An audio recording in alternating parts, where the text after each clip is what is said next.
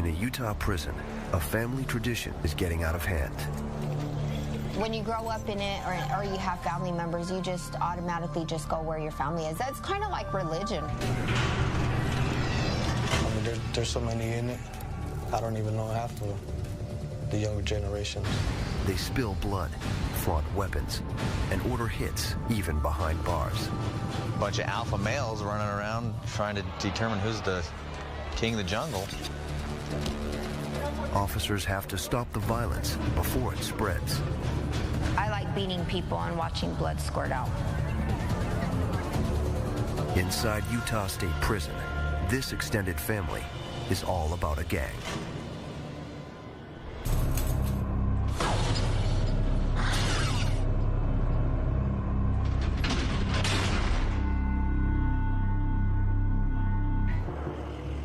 It's 8 a.m. at Utah State Prison.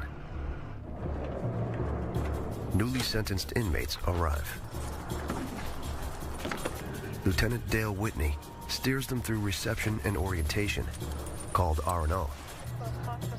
One of the problems with running an R&O unit is when these guys come through the front door here, we really don't know what their crimes are. We don't know if they're violent offenders. We don't know if they're sex offenders. We don't know if they're coming down off of dope. We don't know anything about these guys. So that makes them a little bit more unpredictable. This full-service facility sits at the base of the Rockies. Inside live 80% of the state's incarcerated. The massive complex houses all security levels, from thieves to serial murderers, and contains its own mental health facility. USP is also home to the state's most dangerous women, over 400 of them. Their records as varied as the men's. But the biggest challenge in this prison? Controlling gangs. Out of nearly 4,000 inmates, over 1 in 4 have gang ties. Problem with having gangs inside an institution is they start to click up. They start to develop their own little societies inside the prison. They start to get involved in the smuggling trade, like trying to smuggle tobacco or drugs into the institution. They run a little, almost like a mafia type organization. Okay, I need you all to move down here. I would say the largest percentage of the inmates that come through the gates of the prison, if they're not in a gang when they get here, they're probably going to join one before they get out. To prevent gang fights, the prison locks new inmates down. For the most part, it's 23-hour lockup. Your recreation will be inside the sections. Okay, anytime you come out of the sections, you will be in restraints. One of the most important forms that we need you to fill out is the body disposition form. Please fill that form out completely with a name and an address and a phone number of somebody we can contact in the event that you die while you're inside the institution. My suggestion to you guys is if you're gang affiliated, you better put that in check, and you better put it in check in a hurry, because your time here will become very difficult to do. Okay? Stay out of the gang crap. USP has a long list of gangs. The Sureños, Crips, Aryan groups. Most began as street gangs. Behind bars, rigid codes keep members in line, disobey gang leaders' orders, and face bodily harm. Gangs like the California-based Sureños are notorious for violence. Behind bars, they created a criminal empire by forcing smaller Latino gangs to join them. Today, their membership is in the tens of thousands. Gangs at USP caused violent incidents to spike, nearly doubling in just 5 years. It falls to Sergeant Tracy Skinner to locate the gangbangers and keep them under control. Inmates and gangs use hand signs like these to show their allegiance. But that doesn't make rounding up active gang members any easier. It's Sergeant Skinner's job to pull out these gangsters from general population and put them in a special housing unit. This is what Skinner calls fishing. It's like taking all the sharks out of the fish tank and putting all the sharks over here where the guppies can swim safely. We're going to come and see if we can find, any gang activity, gather any intelligence that we can gather. First, Skinner must find out who's a gangster. To carry out orders, gang members must stay off prison staff's radar. Denial is key. You sure you're not the juggalo? No, my friend gave me pictures when he left. The thing I'm interested in is the swastika. I'm not. I'm had nothing to do with it. It looks like a crypt to me. I don't gangbang. Don't be to me. Where's your house at? Skinner's primary technique, casual conversation. Don't play his cards. The goal, reveal gang connections. We try to talk to them like they talk to each other, because they associate with it better. He hopes to get inmates to open up. They can try to get with us. Did you hear about what happened over in Uintas? No, what happened? Oh, Serenos and Tracy's got it on over there too. It is a game. It's a cops and robber game. They're playing it with us, we're playing it with them. It's a big game. Skinner's next step, sift through inmates' pictures, drawings, and letters. Gangs communicate in their own way. What do you got? Oh, that's not boy. This one uses a written code to keep their message under wraps. See what I'm talking about? Where's our Swazi? Oh, yeah. This right here is your runes. Who is it? So we got us one. 40951. We get the jackpot today. What we'll do is we'll continue going through stuff, get everything that we found.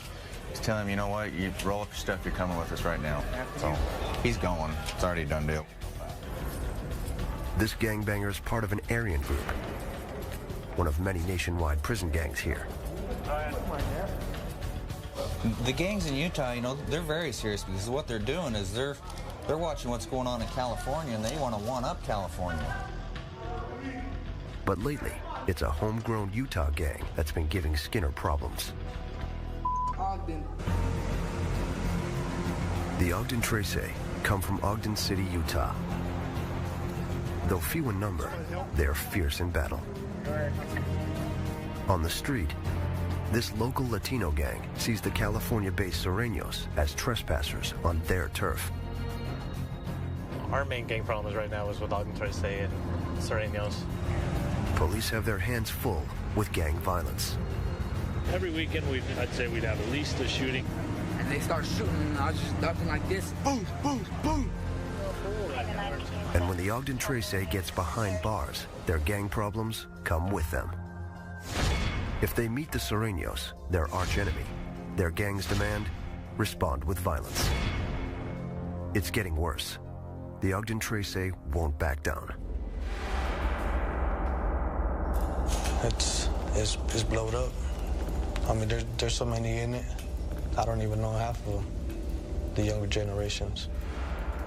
Robert Terrazas and his friends founded Ogden Trace when they were 12. He's been in and out of prison since the 80s. This trip is a 15-year sentence for getting caught with guns. I was there from day one when it started. A lot of people know that. I get the respect for that. When we was growing up, it was just straight, fighting with our hands, clubs, knives, whatever. The Ogden Trace's hallmark, loyalty so extreme, membership passes from gangsters to their families. So we was fighting for territory. Before you know it, it's just grudges, people killing each other. So it comes down from family to family. Robert's own niece is a member of the gang.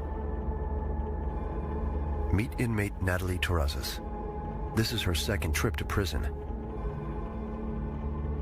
The mother of 5 is now serving a 2-year sentence for assaulting an officer. Relatives surround her in Ogden Trace and in prison. So I have 10 family members here at the Utah State Prison. There's 3 generations of Ogden Trace. It's escalating. It's like getting bigger and bigger. The population is getting bigger and bigger.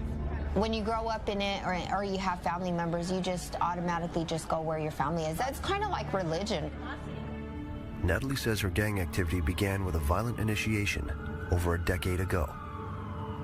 It was when I was 11, and I got jumped in by 5 guys. Some of these men were involved. They just sit there and they just beat you. You just fight back. They do it for 13 seconds. They knock you down, but they didn't really knock me down. I just kept swinging. You just keep fighting and fighting and fighting until the 13 seconds is up, and then you party afterwards. The youngest gang members are called Pee-wees. Natalie says she carried out her first assignment, a drive-by with a gun, at age 12. That was the first time I shot at somebody. It knocked me back. It was actually pretty scary, because I didn't really ever hear of gunfighting. I mean, you hear about it all the time on the news and stuff, but actually being the one that shoots the gun, it gets your blood going.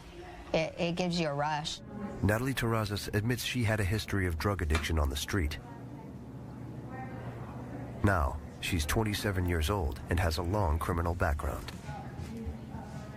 The inmate's just 5 feet tall and is guilty of theft and assault on an officer.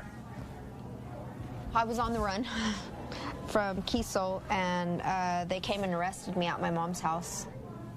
Natalie wasn't compliant. She kicked an officer in the face, splitting his lip. Like other Ogden Trace members, Natalie says she puts the gang first, even if it costs the custody of her 5 kids. I have 5 kids. Oh, I lost my parental rights. My other 4 kids got taken away in 1997 due to gangbanging, due to me stabbing a female. So my kids were put in state's custody. I was still a kid. I didn't know how to love. I was too caught up in partying and stuff like that. Natalie's youngest child, a 3-year-old girl, stays with relatives. But if Natalie gets into gang trouble on parole, she could lose her daughter. My youngest daughter is the one that I'm trying to get it right with. With her parole just weeks away, the committed gangbanger must choose between the gang and her baby.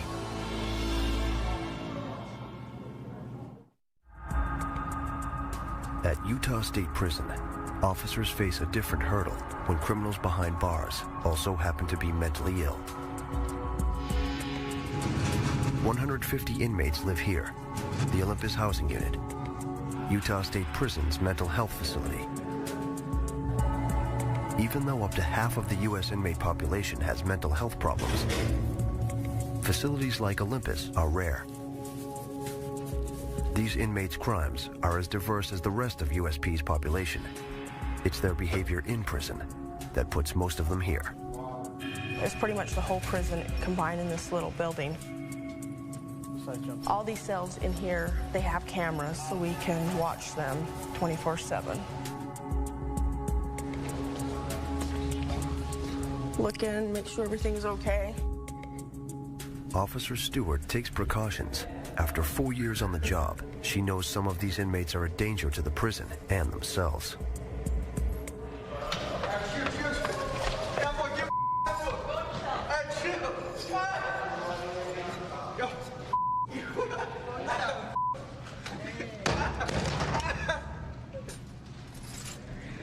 These inmates, they can switch on a dime. They're mentally ill. You don't know, one day they're taking their meds, the next day they're not. They can become very violent. In extreme cases, unstable inmates spit on staff, tear up cells. But they'll bang on the door, come off the hinge, and hopefully it won't. And mutilate their bodies.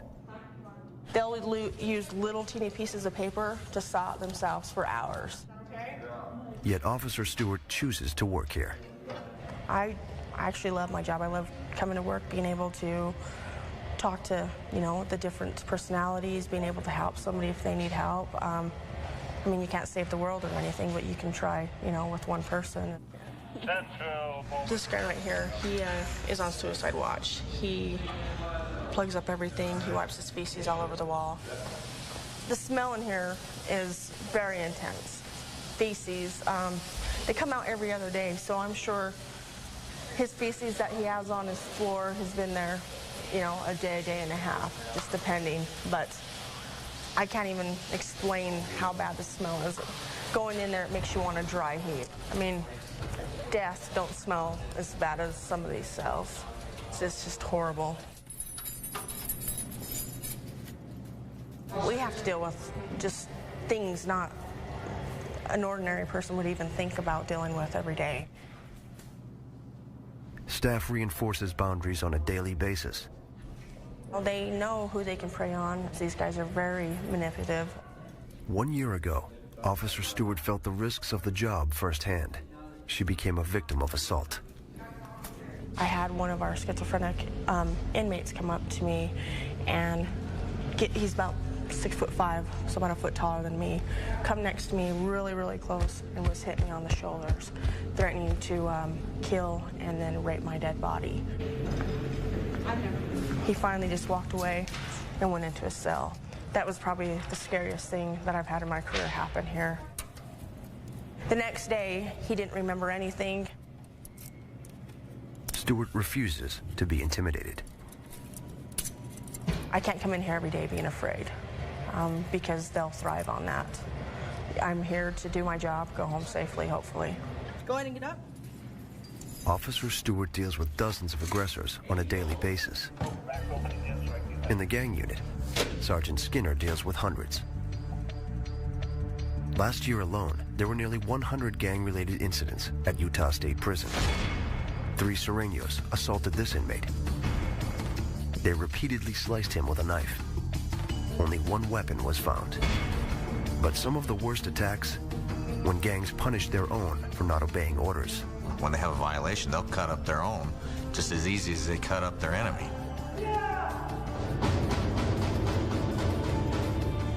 The prison's response to gang violence isolate the active gang members in special housing units. They're called Security Threat Groups, or STG. Active gang members were everywhere. So what we've done is we've tried to contain all the active gang members here in Ochre 4 to try and reduce the violence. They lock down inmates in their cells up to 23 hours a day.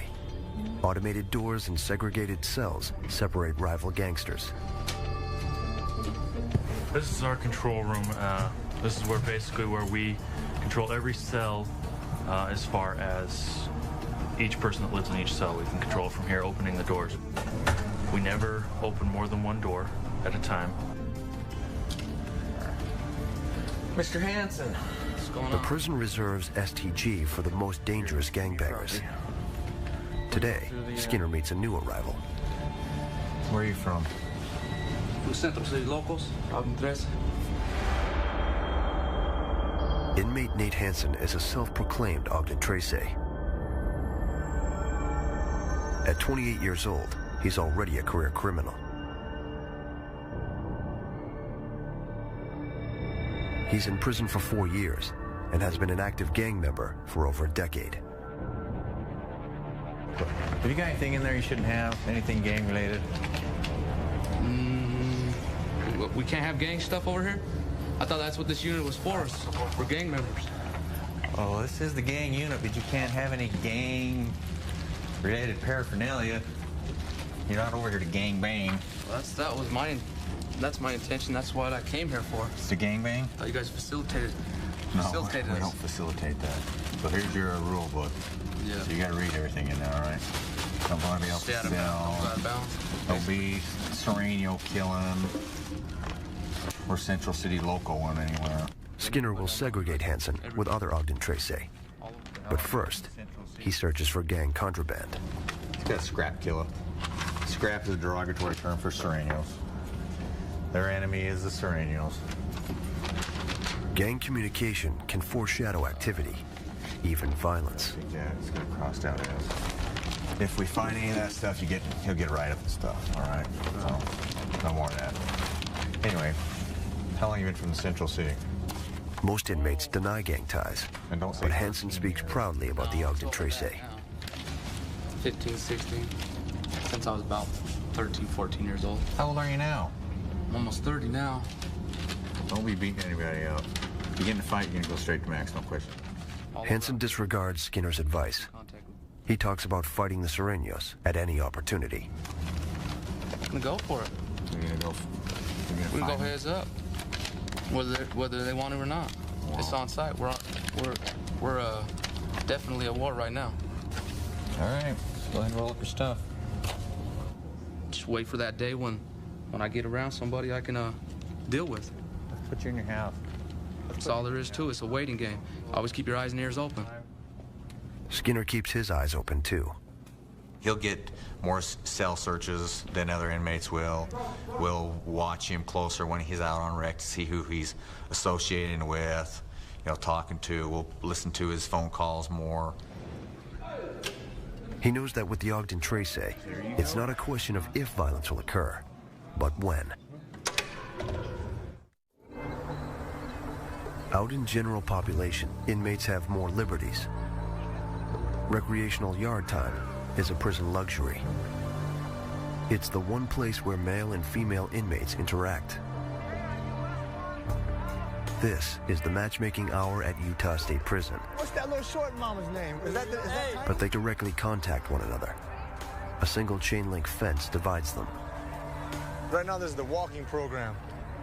I guess they get out there and get their exercise. But for us, it's the stalking program, because that's all we do is stalk them. Can't go a lot. We make some eye contact, you know what I mean? Just wag them down right quick when the cops ain't looking. Being out of physical reach from one another doesn't stop them from chatting. The most popular way to talk on yard is with sign language. Inmates call it flagging. Officers don't condone it, so inmates hide it from staff. Like, this means from in the streets, there's different things. This means I love you, you know what I'm saying? This means I want to hug you, you know what I mean? Holding your hand, hug, yeah. Just stuff like that. But if you want to get specifics on it, then you just spell it out, you know what I mean? These broads are good at it. Leslie Cano, the cousin of inmate Natalie Terrazas, can speak it. I mean, if you're going to do the alphabet, you always go back, you know what I mean? Backwards. Everything's backwards. So if you're going to do the B, you do the B like that.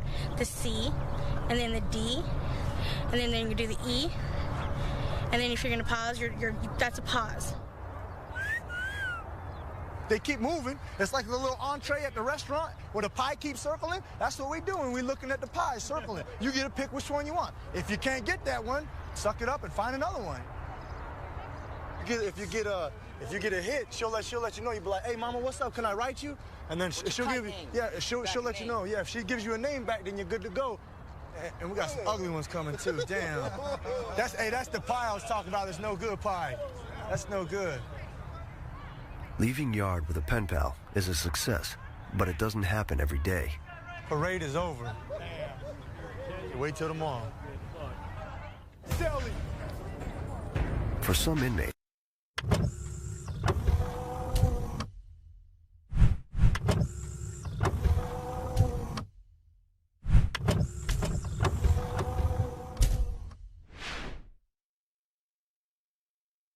yard is the place to conduct business, like making drug deals and solving inmate disagreements. And she's got to get dealt with, man, because that's Natalie Terrazas is just weeks from being paroled, but she's still in a position of power. Her Ogden Trace activity and lineage give her status within the gang. One chance. Inmates rely on her for advice. It's weird because you never lose that mother instinct, ever. And when there's a lot of young girls in prison or on the streets that come to me and need help, I automatically take them under my wing and take care of them. Don't do anything anyway. That's besides the point, Leslie. That's why I pulled you in that room. She also resolves routine inmate conflict. And we go, well, who's that one? Who's that one? And she wouldn't tell us name. We go, that's what we thought. Something Natalie says she won't tolerate: disrespect towards her gang. And a recent incident may force her to take action. There's been a lot of controversy over white supremacy and Mexicans. A week ago, a female white supremacist saluted a male counterpart with a Heil Hitler. Paying tribute to the Nazi is a direct insult to minorities. Where's my short? The gesture disrespected the Latino gangs, and they retaliated. It started a big war. And these idiots spit in their food. I'm like, The gang conflict could turn violent. she's a Today, as a dedicated Ogden Tracy, Natalie is obligated to settle the dispute. I'll do anything when it comes to taking care of one of my fellow people that belong to Ogden Tracy. There's no boundaries. Natalie can try to deal with the female inmate, but the male's out of her reach. To inform her fellow gangbangers over the fence, she'll smuggle them a note about the Aryan's action. To survive against bigger gangs, the Ogden Tracy has to be ready. But an upcoming attack is going to catch everyone off guard. Then what did you say to her? Did you just let her? At Utah State Prison, gang hostilities have simmered for months. Now they boil over. 9:30 p.m. in the Security Threat Group unit, home to top gangsters. A surveillance camera looks on. Two custodial crews clean the floor. One is the local Ogden Tracy, the other, the Sureños. A door normally separates rival gangs. Now, it's open. The enemies collide. They break into pairs for one-on-one combat, beating their opponents with mop sticks and a toilet brush. All four suffer injuries. 3 inmates' cuts are so deep, they spend time in the infirmary. A severe assault like this prompts an emergency clampdown. One cell at a time. The prison raids the unit. Ready, Big Red? Shakedowns like this normally happen twice a year. If you're gonna wear it out, hand it out. Come on, strip. Their goal? Make sure inmates aren't hiding weapons on them. Lift your arms. Lift your sack. Turn around, bottom of your feet first. Or inside their bodies. Okay, bend and spread. Okay. Next, Sergeant Noor and his officers comb through the cells. We check everywhere in the cell. There's a lot of hiding places in a cell. I mean, they've got 24 hours a day to find these hiding places, and we just got to keep up on where they're hiding these weapons. So we do find a lot of shanks in these hidden places. Weapons and contraband could be anywhere, tucked in a magazine or letter. We'll go ahead and open them up, and they'll have razor blades stuffed inside of them, which they use for, it's a very big weapon that they've got here, is razor blades. And even concealed in a vent. We go ahead and check them. If we can find anything, we have little pieces of metal that we can dig in here and try to retrieve the shanks or whatever they have hidden in these vents. With so much time on their hands, inmates turn everyday items into weapons, even paper. Moisten, compress, and mold it, and inmates have a rock-hard bludgeoning device.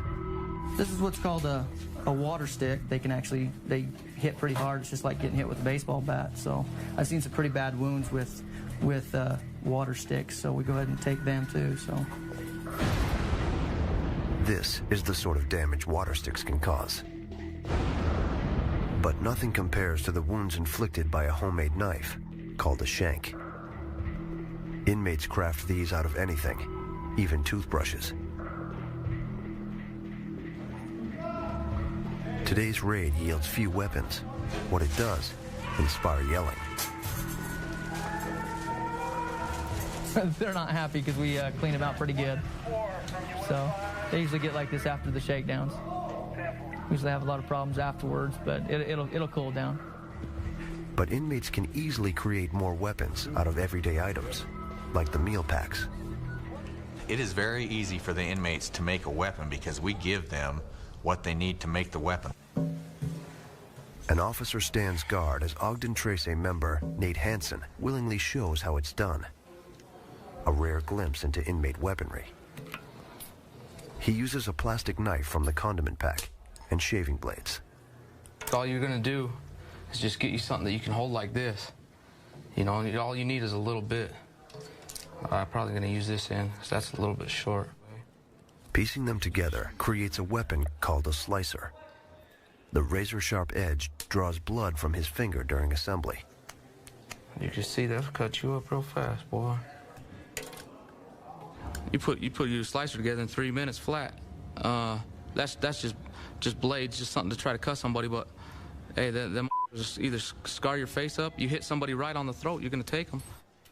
Yeah, this is just one of the weapons. It's just one of the many that are out there, just out of household items. Just something thrown together fast. This is something that you can throw together real fast. Loyal gangbangers cause damage when ordered. Hanson's got the skills, and the prison knows it. You better hope you're good, you know? If you've only got one shot with them. Concealing the weapon is easy. I keep them right on my waistband. I might even do it like this. If I ain't got nothing to hide the blade, I'm gonna fold it up in my shorts, right here like that. Officers confiscate this weapon, but Hanson won't be without one for long. I'd rather get caught with a shank than without one. But getting caught without one might make you look like a mess out there on the tier. Might cost you your life, might make you look bad. You don't know. What inmates do know is they must prepare for the unexpected. Women are no exception, and they can get violent too.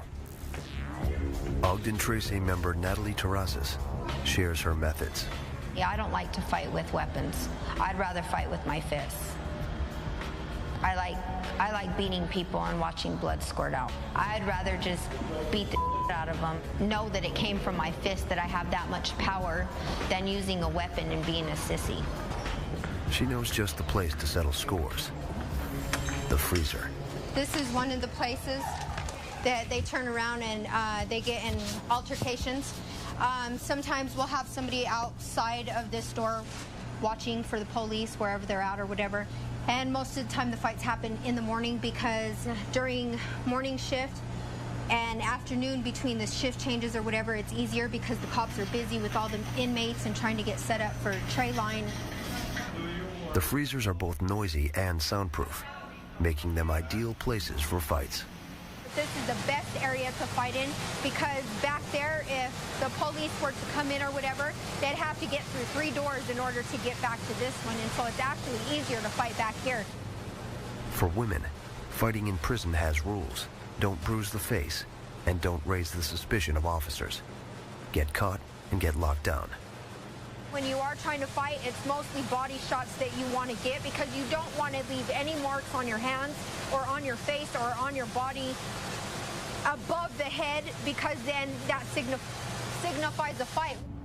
Despite the risks, Natalie's willing to fight. If anybody were to ever disrespect me or call me out my name or try to talk, then of course I'm gonna handle it. I'm not just gonna let them punk me. Today she shows how she informed her male counterparts about the white supremacist disrespectful act. Just last week, she says she wrote them a letter. Natalie shares how she did it. I'm writing one of my homeboys over here in Temp 1, letting him know to handle this fool that turned around and disrespected. He threw a Hitler sign. So I told him to handle it in here, and turned around and told him and that he was talking and to handle that, and then let me know what he needs done over here. Natalie sent a secret message, called a kite, through an underground inmate mail system.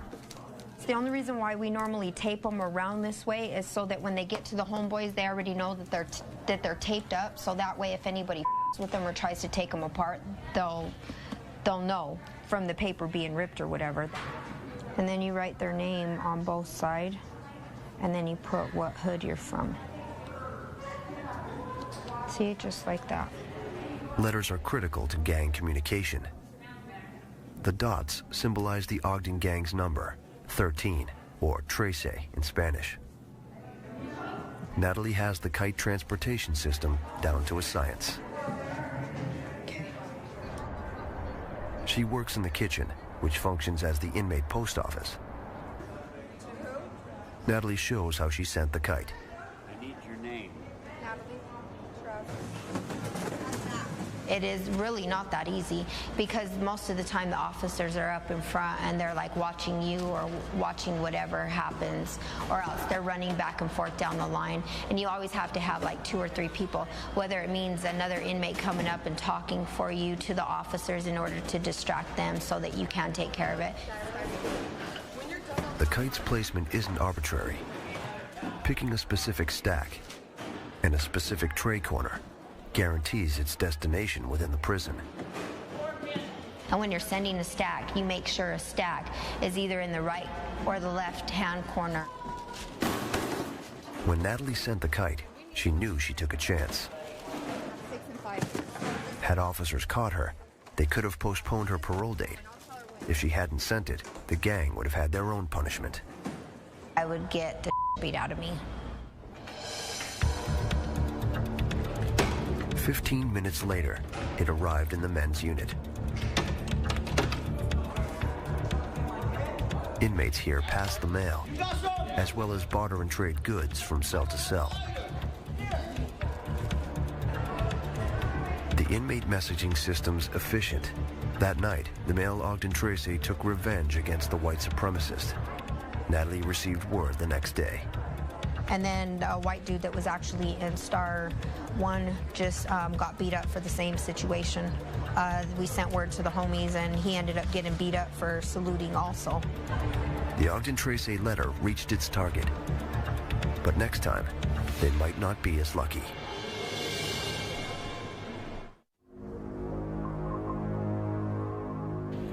Inside Utah State Prison, it's up to Sergeant Skinner to prevent future gang wars. It's been a week since the Sereno-Ogden battle, and inmates in his gang unit have been quiet. Maybe too quiet. But sometimes skin speaks louder than words. 101. Tattoos, gentlemen. Tattoos serve as gang trophies, and Sergeant Skinner knows how to read them. Let's see your arm. 18th Street. What do you got on your arm?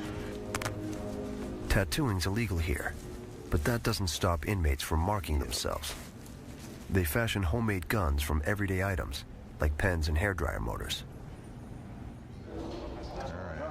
New tattoos alert the prison to gang activity, and may even reward foot soldiers for completing assignments, such as beating down a rival. Let's see your back. To keep gangsters in check, Skinner must be able to decipher the fresh ink. What do you got on your shoulder? What does it say on your shoulder? Let's see your arm. Put your arm back up. Let's see your feet.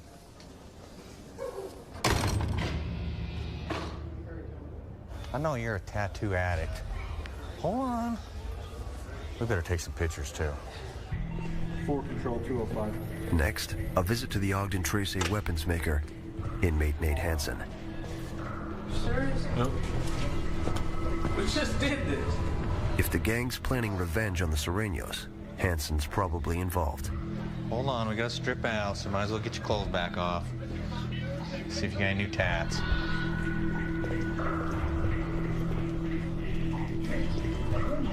Hansen wears his gang's brand, O Tracy tattoos, on his legs. They come here a lot. They know I'm active. I'm somebody that's got it. Once you get a name with them, even if you ain't really doing nothing bad, they're gonna keep coming here repetitively if they found in the past. But Hansen's stockpile of razors suggests he's planning something. What do you got the razor blades in here for? Those are all intact. That's just my extra hygiene. A worshiper now? Searching Hansen's cell yields intelligence, including a letter. What's Strudel up to? Central up, loco. That's not how we want to start our letter. Yeah. All right, you got everything, our goodie bag? Once out of Hansen's sight, Skinner gives the letter a thorough read. The content alarms him. It tells Hansen he may have to attack an inmate who broke a gang rule, known as a violation. He's in constant communication with known gang members out on the street, and they're writing to him, telling him who has a violation coming so that he can deal with it. But the target's not the Serenos. A fellow Ogden Tracy is. Hansen seems to be plotting to take down a snitch. Gang members claim there's evidence, called paperwork, that someone from within betrayed the gang. This guy's here and he's got to do something to him, you know, because it tells him here that the inmate is a rat and they've got paperwork to support it, so rat's not a good thing in prison. The targeted inmate lives within Hanson's reach. And until the Ogden Trace notify him to attack, Hanson stays on standby. Skinner can't let gang members wage war in his unit. We take it seriously. You want to watch the ones that admit they're active because they're the ones that are going to jump at the chance to get their enemy. Yes or no? Do you have any safety concerns? No. The sergeant starts by informing the snitch that he's in jeopardy. So you're all right? Yeah, till that comes through. Okay, well, if it comes through, you need to let us know. I can't protect you from the unknown. Yeah. But if something's gonna happen, you tell me. Skinner's next move: remind the gangbanger who's in charge.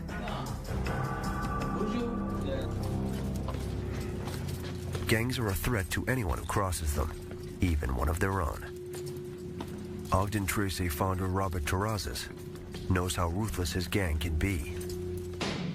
They wouldn't hesitate to shoot you. They won't hesitate to whoop your. They're not going to hesitate about it. They demanded the respect, especially for their hood. You know, and when they're banging, that's the way it goes. He also understands the gang's allure. You know, it's like a magnet. Like he's drawing you back to it. And every time I leave, I come back. For one reason or another, I come back and I end up in here. Look at me, 42 years old, already a grandpa, locked up still.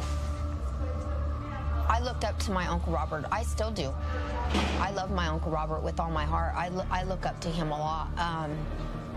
He was my role model. I liked the way he handled stuff, the way he handled business, the way he put people in check. If anything, if I was messed with, he would handle it on site. With her parole just a day away, Natalie spends time with family and tries to prioritize her gang or her child. Just go out and be with your kids, man. How with everybody else? I'm stuck. To get her daughter back, she must stay out of gang trouble for a full year. I don't want my daughter to resent me end up dying over a bullet wound or whatever and not thinking about her. I'm missing a lot in my daughter's life. She's only 3 years old, man, and she needs a mom because I don't want her to grow up in a gang. As a career gang member, Natalie's loyalty is divided and her choice is limited. But she's considering an option that could change her life.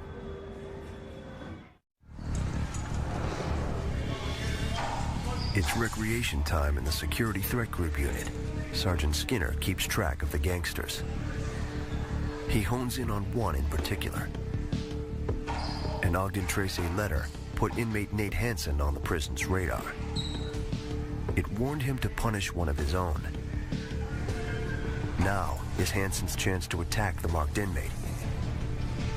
We're in the control room right now, and they can't see in here because we have the glasses got mirrors on them.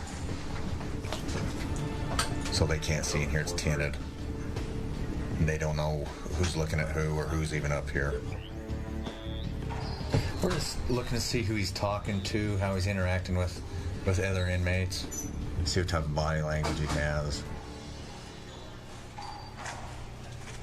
Then, Skinner spots Hanson with the letter's target, the Ogden Trace snitch. Hanson's telling him his options. The sergeant studies the two for clues of a looming fight. Facial expressions and even glares can be telling. Skinner takes no risks. At the slightest hint of aggressive body language, he confronts Nate Hanson in his office. Okay. So we read the letter. What's going to happen with Mr. Me either. Huh? No me either.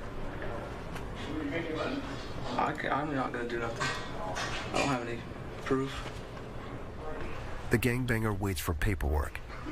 Gang slang for proof. Are you going to wait till the paperwork gets here? Once the final orders arrive, either Hanson handles it or someone else in his gang will. Let it catch up to him sooner or later on the streets. Well, he's still got time here. He's probably gonna get dealt with here and there. So you get the paperwork, you'll tell me? Yeah. I'll let you know. Go. Okay. All right. Head back in. Don't do anything stupid. Yeah. Okay. Skinner knows better than to trust the gang member. The prison strips Hansen's privileges to the bare minimum and limits his opportunities to attack. Most inmates here get 4 hours of rec a day, but he gets 1 hour, just 3 times a week, with only a handful of inmates. Getting a grip on gang activity is a non-stop battle for officers. You can't stop gangsters like Nate Hansen. You can't stop any gangsters. It's impossible. He's got tunnel vision, and that he doesn't see that there's other opportunities out there other than being a gang member. But new opportunities can overwhelm die-hard gangbangers. Inmate Natalie Terrazas is about to find this out. Today, she'll be paroled. The most important thing right now is to make myself better. More than anything. And then my daughter will be better. With one choice, Natalie alters her life after parole. She decides to stay in a halfway house and stay away from Ogden. So I asked actually to go to a halfway house in order to be on my own instead of just going home and messing up. I think I have a better chance of succeeding than going straight back to my hometown. 2 Easter baskets. I love Ogden. When I think of Ogden, I think of home. But at the same time, trouble. You know what I mean? With the capital T. Because it's Ogden 13. Just trouble. Natalie hopes to get a job and avoid gang trouble, but that might be impossible, even at a halfway house. I'm really nervous about getting out and going to a halfway house because of enemies. Because there's some girls that were just here a couple months ago that we had beef. That's what scares me. I hope I can be a better person and walk away, but at the same time, I know myself, and if it comes down to it, I can't say that we won't fight. I'm nervous. You'll be fine. Just do what you got to do. Natalie's aunts from Ogden walk her out. If you really want to change your life, you need to get out of Utah. Breaking ties with Ogden Tracy means breaking away from her family. But who's down for you more than anybody? Family, of course. Okay, then. But family's Ogden 13, so what's the difference? It's part of our family. That's how we grew up. So how do you really expect me to stop gangbanging and doing when it's all I've known? But you're still in that. You need to break ties if you want to make something out of your life. And I don't want to see you back here no more, Natalie. I know. It's hard, man. I look in the mirror every day and I'm just like them because now my daughter is going through the same thing that I went through when I was younger. I love you too. Because so much, okay? How could I really resent and be a hypocrite towards my family for being in a gang and doing what they've done to me when I'm doing the same thing to my daughter? 35930. 6780. Ready? I love you too. Natalie's been paroled before, and this time she's realistic.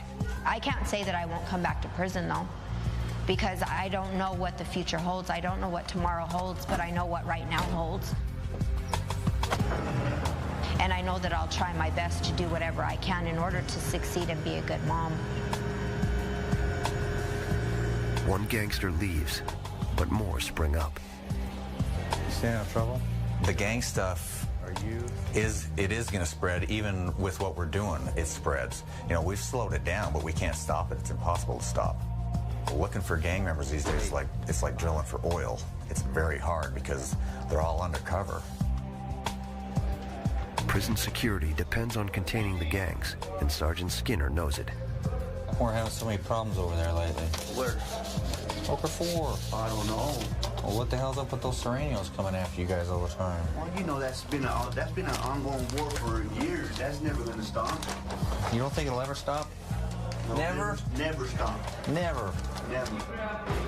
But for now, gang battles continue, drawing in communities and tearing families apart, forcing more inmates at Utah prison to choose the family or the gang.